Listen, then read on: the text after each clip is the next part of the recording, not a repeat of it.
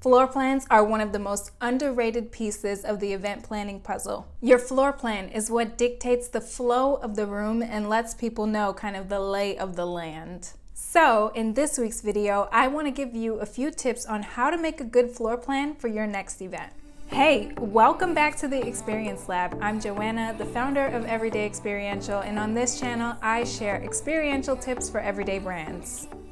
When you're creating a floor plan for your event, the main thing that you want to remember is to identify zones and to create those zones using the furniture that you have available. 4 of the most common zones that are found in a marketing event are the bar area, 1 or a couple of seating areas, a place to dance, and a branding area. Most commonly, your branding area is going to be something like a photo backdrop or something like that. But it doesn't stop there. You can use it as a merchandise area where people can purchase things, and there are all sorts of other ways that you can use your branding area. Like I said, one of the main functions of a floor plan is to control the flow of traffic. People should feel like they have room to move around and not like they're bunched into one place. But give them too much room and they won't know what to do with it. Your goal is to find that sweet spot right in between. When you're creating a floor plan for your event and deciding where you want your furniture to go, another thing to remember is that you want the place to feel inviting. There should be an open and welcoming space in the front, which means that people shouldn't be walking directly into furniture as they enter your front door. And to that note, the high value, high ticket things that you want people to interact with the most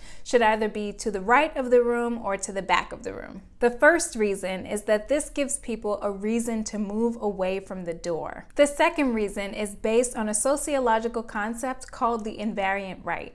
Basically, what this concept says is that when people enter a space, they tend to veer right because the majority of the population is right-handed. If you think about when you've ever entered a store or a party, a supermarket even, or a pharmacy, those places tend to have their high value items or even the things that they have on sale that they know you're going to grab the quickest towards the right. And that's the reason why. A good way to think about how you should be putting together your floor plan is to think about it as if you were the first person there. When you're fashionably late, it's really easy to see the hot spots and see where you should go, where people are already buzzing around. But when you're the first person in the room, the only real indicator you have, aside from someone welcoming you at the door, is the floor plan. Ask yourself where your eye is going to go first and whether or not you would feel like walking around a space that you've designed. So, what's the best way to put together a floor plan?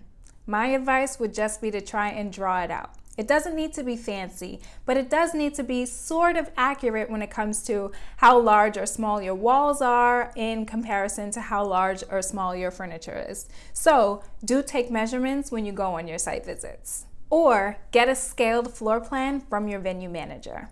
If you're comfortable with technology, I would highly suggest that you use All Seated. It's an online event platform that lets you create floor plans. I think it's up to 10 free per year. So really, you don't have to spend any money. And the great thing about them is that they've already got tons of event spaces and furniture companies populated into their system. So if you're lucky enough to have your venue populated in the all-seated system, all you have to do is search it up and it'll bring up a scaled floor plan. Then you can just drag and drop furniture as needed throughout the venue. They even have 3D views available, which means you can pretty much completely customize your event and do a walkthrough before the day of. This gives you ample time to figure out what's working and what's not. There are some venues that'll even ask that you create an all-seated floor plan ahead of time so that they can set up your furniture for you if it's a liability issue for you to do it yourself. And the last thing to remember is that your floor plan is not set in stone. If you get there and what you put down on paper is not working, do not be afraid to scrap it and start moving furniture around. Have fun with it. It might seem a little intimidating at first, but I promise it's worth seeing things on paper before you get there. Until next time, I'm Joanna, this is the Experience Lab, and I will catch you in the next one.